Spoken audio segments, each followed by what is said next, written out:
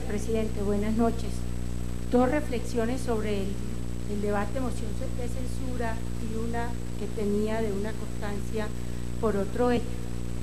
En este debate del día de hoy el ministro quiso presentar como si SAGEN definitivamente no fuese esa empresa grande que significaba un gran patrimonio para los colombianos, pero se le olvidó decir al ministro que en su propio informe del Ministerio de Hacienda, en reuniones previas a las asambleas, de manera especial a la asamblea de ISAGEN, se reunieron para definir cuántos eran los dividendos que iban a entrar al Tesoro Nacional, y fue Hacienda ya preparada para que se le asignaran esos 277 mil millones de pesos de dividendos en el 2015. Aquí está el informe que hoy subestima el ministro, y claramente ellos reconocen que fueron reuniones previas para poder definir, y luego lo ratifican en el Consejo de Ministros, el monto de dividendos que van a obtener de ISAGEN. Yo me pregunto, después de los de Ecopetrol, son los más altos dividendos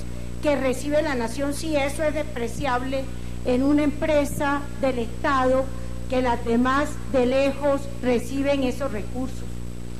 El segundo comentario que quiero hacer es que el ministro dijo en esta intervención hoy que no era cierto que las ventas que se habían hecho de enajenación de activos en el país eran fundamentalmente para financiar presupuestos.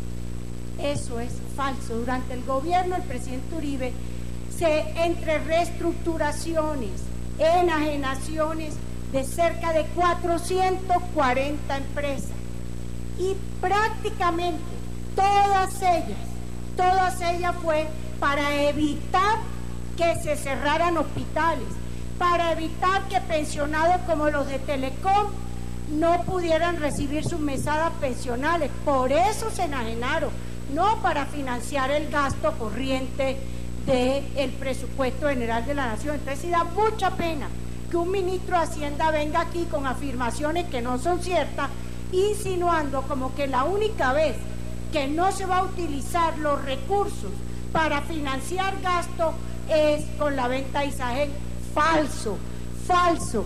En el gobierno del presidente Uribe, la gran mayoría de enajenaciones fue para evitar precisamente que las empresas tuvieran que liquidarse y que pudieran asumir los compromisos con los pensionados. Esto eran mis dos primeros comentarios, pero tenía una constancia que no quiero dejar pasar el día, presidente, porque tengo que rechazar el paro armado que hoy le decretaron a Sincelejo las bandas criminales, y que ya la habían decretado a... Cierre, senador.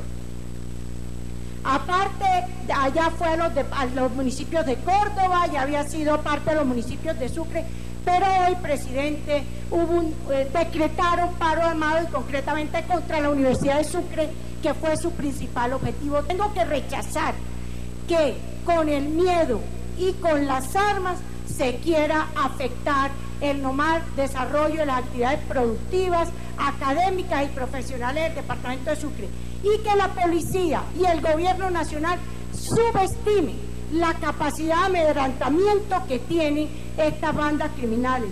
Y por eso mi llamado a que no sigamos jugando con la estabilidad política, jurídica y por supuesto el desarrollo productivo normal de ciudades como hoy lo está viviendo Sincelejo, hace 2 días Montería y varias regiones del país. Gracias, presidente.